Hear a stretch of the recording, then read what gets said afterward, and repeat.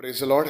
आइए एक वचन को हम निकालते निर्गमन का 17वां अध्याय उसका 10वां वचन, उसका 11वां वचन। यहाँ पे ऐसे लिखा है, जब तक मूसा अपना हाथ उठाए रहता तब तक तो इज़राइल प्रबल होता था, परंतु जब जब वह उसे नीचे करता तब अमालेक प्रबल होता था।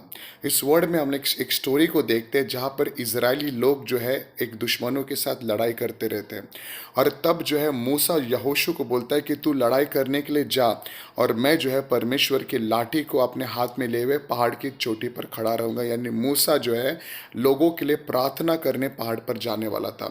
और इस वर्ड में हम ऐसा देखते हैं कि यहोशू जो था वो लड़ाई कर रहा है वहाँ पर अपने तलवारों के साथ, वो दुश्मनों से लड़ाई कर रहा है। लेकिन यहोशू की लड़ाई जो है वो यहोशू के लड़ने से नहीं, उसको उसमें विजेता उसके लड़ने से नहीं मिल रही है, लेकिन मूसा जो यहोशू के लिए प्रेयर कर रहा है, मूसा के प्रार्थना के द्वारा ही उनको लड़ाई में विजेता मिल रही है। बाइबल कहता है कि जब तक मूसा का हाथ परमेश्वर की ओर ऊपर था तब तक इजरायली जीत रहे थे, लेकिन जब मूसा का हाथ नीचे आ रहा था तब जो है इजरायली हार रहे थे।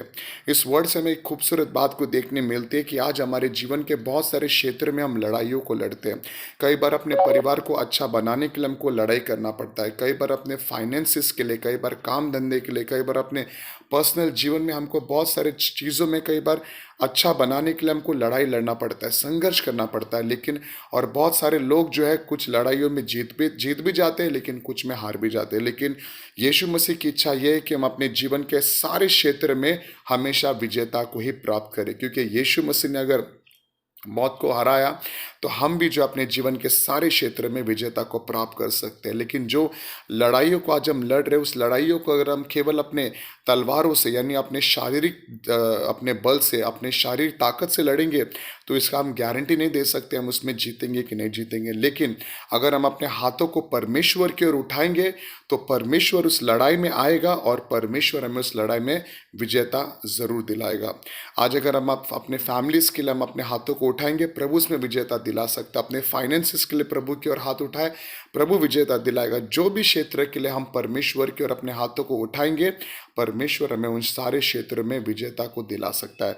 इसलिए ऐसा कोई लड़ाई नहीं है जिसको परमेश्वर ना जीत सके। परमेश्वर के लिए हर एक बात संभव है और परमेश्वर हर एक लड़ाइयों को जीत सकता है। इसलिए जब हम प्रभु से प्रेयर करते हैं, हम भरोसा रखें कि परमेश्वर उस लड़ाई में आएगा और परमेश्वर हमें उसमें विजेता दिलाएगा।